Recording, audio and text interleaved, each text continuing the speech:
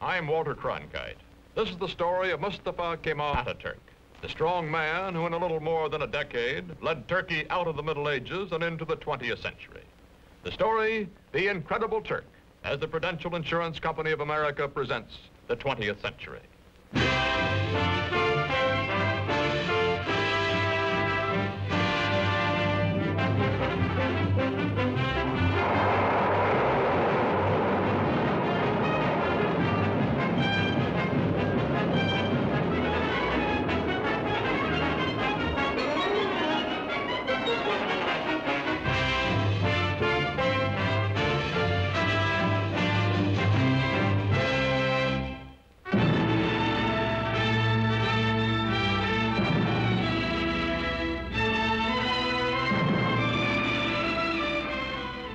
In the Middle East today, chaotic, vulnerable to Soviet expansion, Turkey, modern, powerful, and a rarity in this area, pro-Western, is prepared to defend herself against any aggressor. This is the border between Russia and Turkey, guarded day and night. The red sentry does not know he is being photographed from across this border. He feels that he is being watched. He is also suspiciously watchful.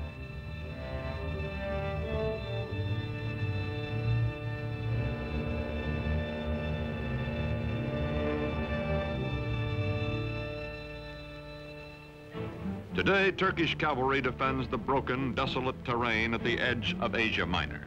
These cavalry squadrons are part of the strongest fighting force in the Middle East, the Army of Turkey, a democratic-minded member of NATO, military partner of the United States.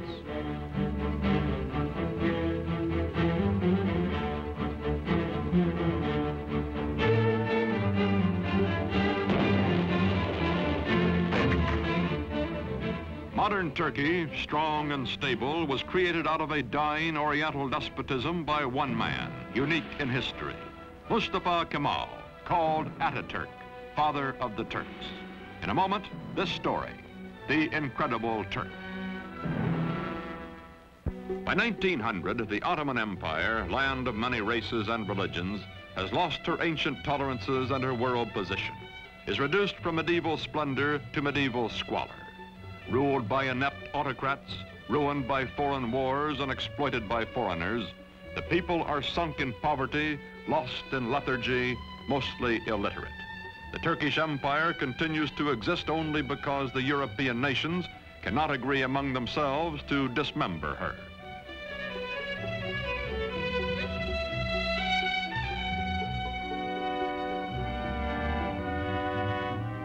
Before World War I, Germany has plans to embrace Turkey as an ally, then to subjugate her as a satellite. To visit the sick man of Europe, as Turkey is called, comes the German emperor himself, Kaiser Wilhelm II. He is received with more than ceremony. His glowing promises, such as the Berlin to Baghdad Railroad, are believed by the Sultan and his government, and even by the nationalist-minded young Turks. When war comes, Turkey will waver between her old friend Britain, allied with her hereditary enemy Russia, and her new friend Germany. On October 29, 1914, Turkey takes into war, on the Kaiser's side, her obsolescent army.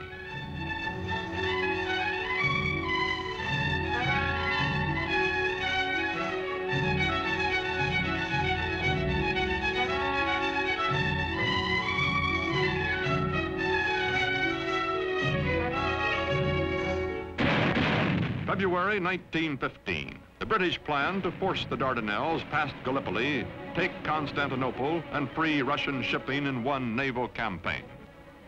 Mustafa Kemal is an unknown officer commanding a feeble Turkish division at Gallipoli. His brilliant strategy and ferocious personal leadership changed the course of the battle, the campaign, and the war.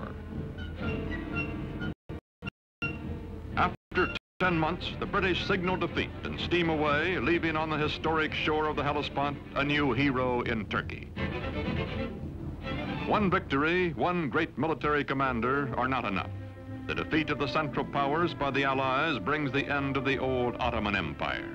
It is carved away, leaving only Turkey proper, a much smaller and more homogeneous land which, with leadership, may become a nation. November 1918. The ships of the victors crowd the harbor at Constantinople after World War I. From the palace of a weak and corrupt sultan, there comes no opposition. Turks bowing to Mecca accept their fate.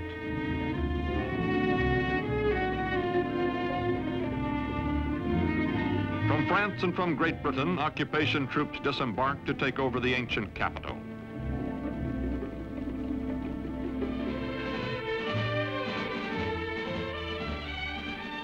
Sure that the Allied armies in Constantinople will do nothing to prevent it, Greece is preparing for an invasion of Turkey.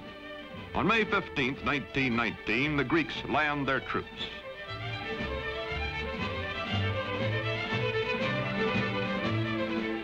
In Ankara, in the heart of Turkey, Mustafa Kemal organizes the Turkish liberation movement, takes command of the Free Turkish Army. From far off Constantinople, the Sultan repudiates him, but Mustafa grimly swears that he will gain Turkey's freedom or die. No other general equals this man, and the Turkish soldiers need only to be led to fight. They are traditionally warriors.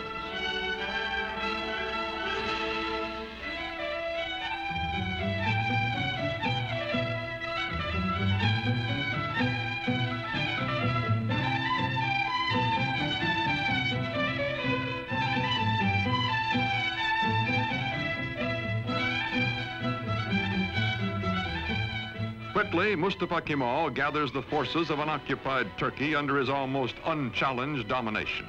His hastily recruited bodyguards stand ready to defend him with their lives. Mustafa Kemal pits his cold, inexhaustible toughness, his unyielding determination, his knowledge that the people are with him, against the continued fanatic opposition of the Sultan's government. Ammunition must be made by hand, by old men and hungry workmen, boys and children. Mustafa Kemal's Turkey is going into battle with the Greeks.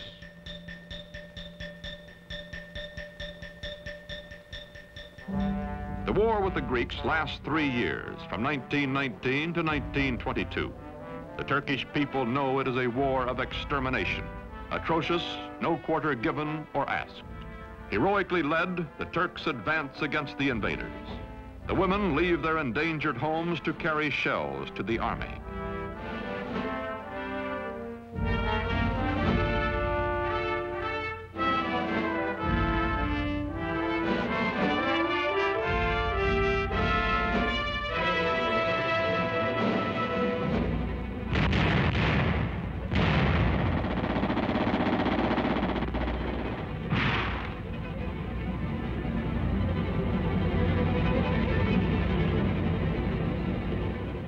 September 1922, the Greeks are driven back to the Aegean Sea. Offshore, Allied rescue ships stand by. Into the seaport of Smyrna, called Izmir by the Turks, pour thousands of Greeks, joined by sympathetic Christian minorities, fleeing before the armies of the man whom the British call the most terrible of all the terrible Turks. From the ships, bread comes to the docks for the desperate refugees. Bread so that they may live another day.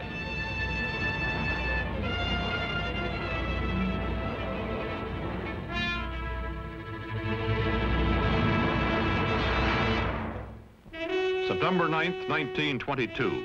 The Turks enter Smyrna, last stronghold of the invaders. They take vengeance against the Greeks for whole Turkish villages wiped out, for their kinsmen massacred. The burning of Smyrna, the final atrocity that both the Greeks and the Turks disavow, ends a war that has become an unendurable nightmare for both sides. Its polyglot population takes to the sea as the flames destroy the great Homeric city.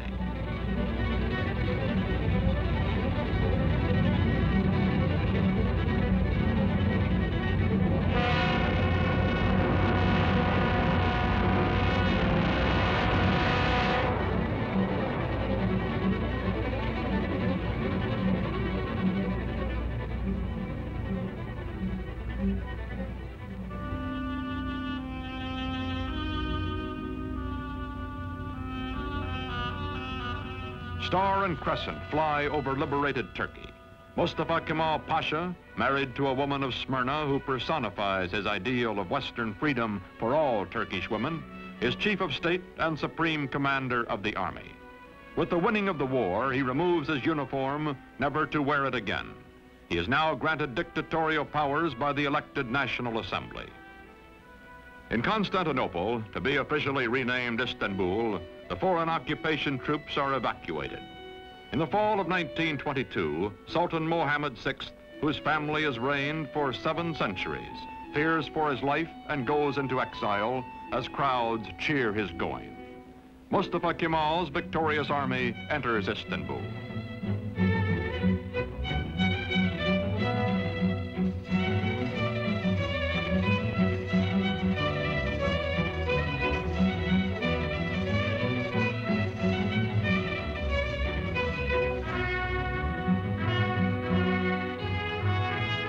First president of the First Turkish Republic, Mustafa Kemal, during the 1920s, keeps his limitless wartime powers and his command of the army, makes the hard, dry town of Ankara his capital. His fantastic dream is not of empire or conquest, but of creating a democratic Turkey, a new kind of Turk in his lifetime. The Ottoman sultans also had been caliphs, secular and religious rulers. Turkey's new government separates church and state. Instead of Friday, day sacred to Islam, when Muslims everywhere ritually cleanse themselves, the Western Sunday is proclaimed the official day of rest. Although Mustafa Kemal insists on personal religious freedom, it is known that he personally detests the gesture of abasement prescribed for worship when Muslims touch their foreheads to the floor in their brimless headgear.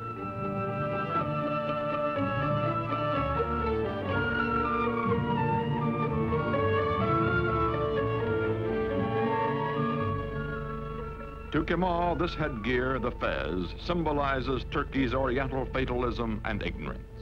He will abolish it.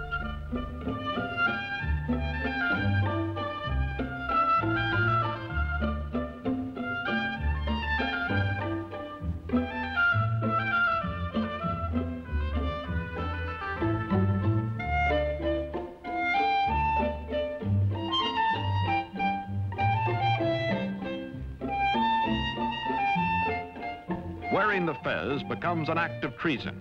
European hat makers unload in Turkey. But woe betide the foreigner who dares laugh at a Turk in his new hat.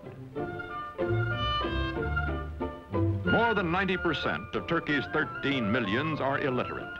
Mustafa, who earned in school his second name, Kemal, meaning excellent, himself takes charge of replacing the difficult, obsolete Arabic script. A new Latin alphabet, a revised and standardized Turkish language are prepared by experts bullied into haste by Kemal.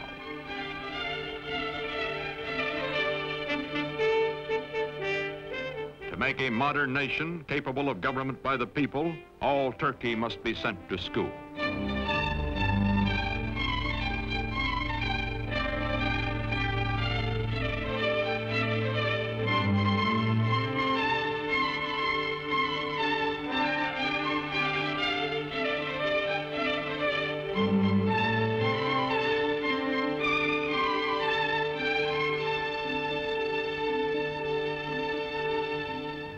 Islamic traditions are shattered. A man's image, Mustafa Kemal's, is displayed in public. He also orders all Turks to adopt Western-style family names and is himself christened Atatürk, meaning father of the Turks. The faces of Turkish girls and women are hidden, and they live in virtual slavery until Atatürk unveils them by decree. Now divorced from his wife, he takes pleasure in the company of emancipated women and insists that all Turkish women adopt Western clothes, gives them equal rights under the law after abolishing polygamy, and opens to women all the trades and all the professions.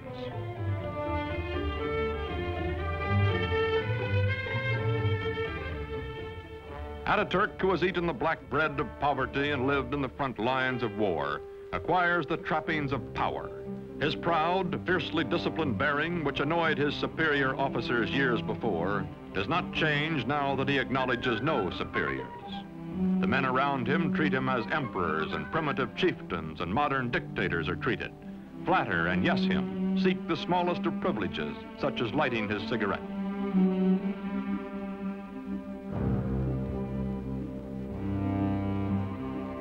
Man in a hurry, he has no time for opposition or for modifying his programs. Is too concentrated to pay the slightest attention to the awkward and harassed civil servant who is about to drip peach juice on his shoulder, or to the waiter who will wipe it off.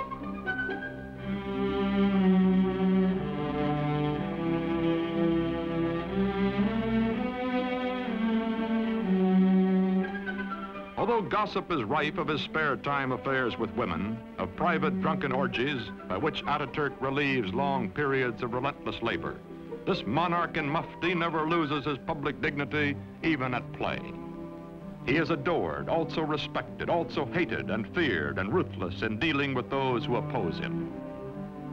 Now he goes into the countryside, to remote villages, to archaic farms, to rouse the lethargic and primitive peasants. His credo, Turk, be proud, work, be confident.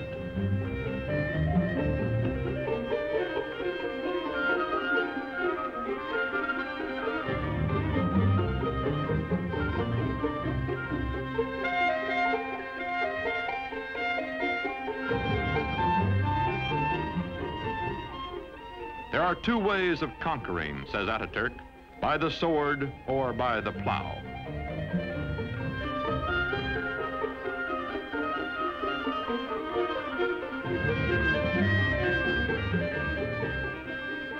To show his phlegmatic peasants what he wants, he buys land, demonstrates the advantages of tractors. Ataturk, son of a civil servant, military careerist, now all-powerful dictator, becomes a model Sunday farmer.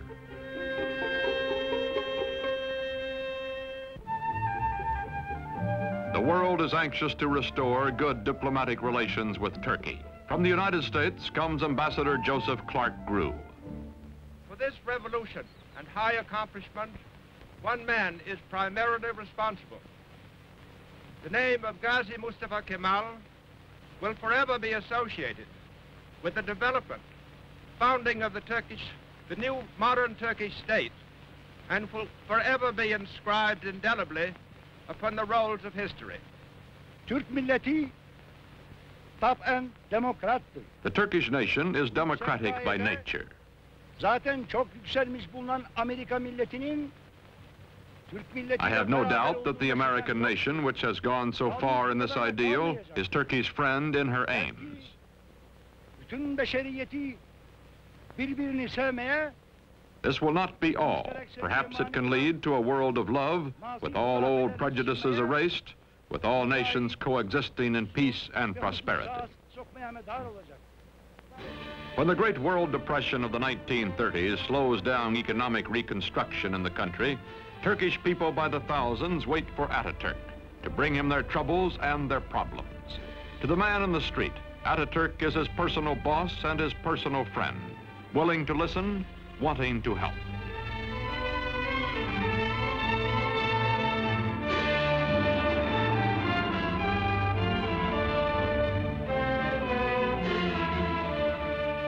All over the country, Ataturk preaches the ways of the West, scolds and harries workmen to carry out his forcible plan for industrializing the Turkish Republic.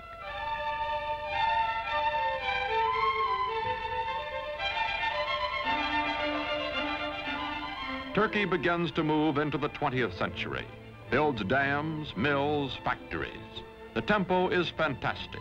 Industrial production under Ataturk increases tenfold. Still, there are growing pains, a poorly designed and poorly run heavy industry operating at a loss, profitable light industry deliberately run at an excessive profit to cover the deficit. Turkey's textile mills being a notable example.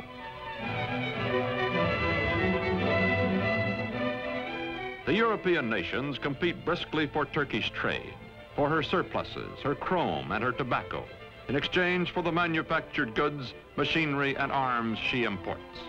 Turkey's foreign relations are excellent, but war is in the offing. Ataturk hopes Turkey can remain neutral, as indeed she will do during most of World War II. But meantime, he must mend his defenses and re-equip his neglected army, a bayonet army from an earlier era of belligerence.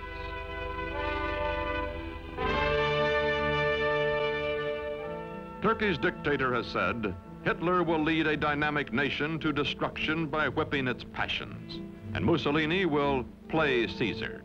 Time is proving him right. Aging now, Ataturk gives his personal fortune to the nation, lives quietly, spends time teaching the youngest of his 6 adopted daughters the alphabet he made all Turkey learn.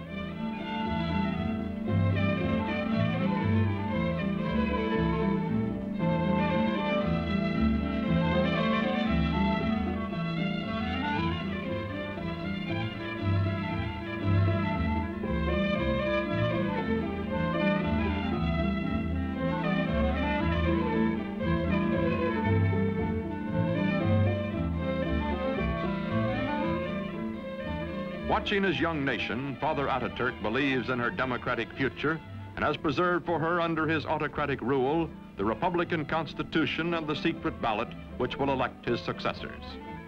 His severest Western critic grudgingly admits, Ataturk is dictator so that Turkey may never again have a dictator. The Shah of Iran is among the neighboring rulers who come to admire Ataturk's prospering, progressive nation. The Emir of Transjordan comes. The Arab world is impressed by Turkey, but later when nationalism develops throughout Islam, none of its leaders will have Ataturk's genius or his convictions.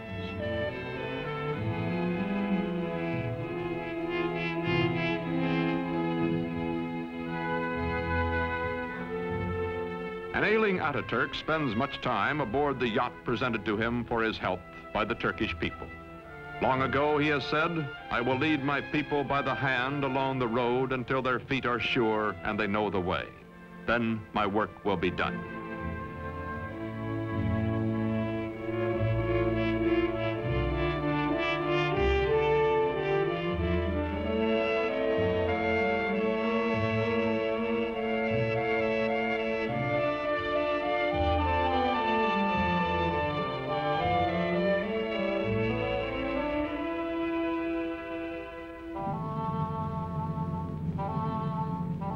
On November 10th, 1938, Ataturk dies at the age of 58. 13 years of his life he spent in active warfare fighting for Turkey. For 15 years, until his death, he was our first president and absolute ruler. His last command is that his successor be one who will follow his course. İsmet İnönü is that man.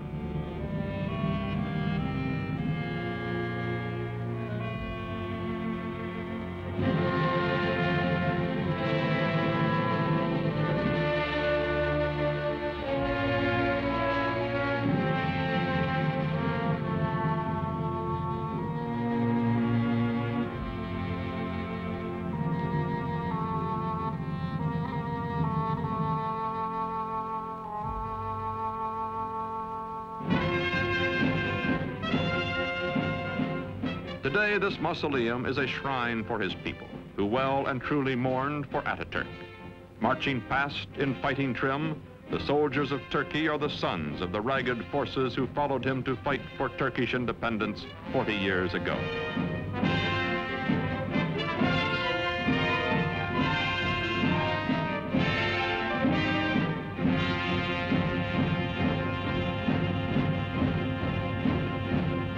Modern Turkey is a vigorous ally of the West. She welcomes not only foreign products, but the foreign bases and men on her soil to help defend her way of life and her NATO alliance. Not all of her problems have been solved, however. Her economy is heavily bolstered by, some say virtually dependent on, Western aid.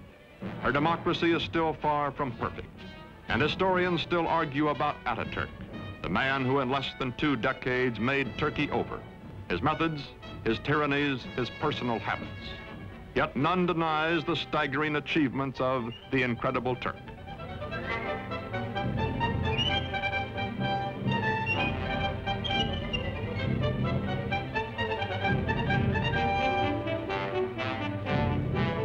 These, our allies, guarding the gates to the east, are the inheritors, the children of Mustafa Kemal Atatürk.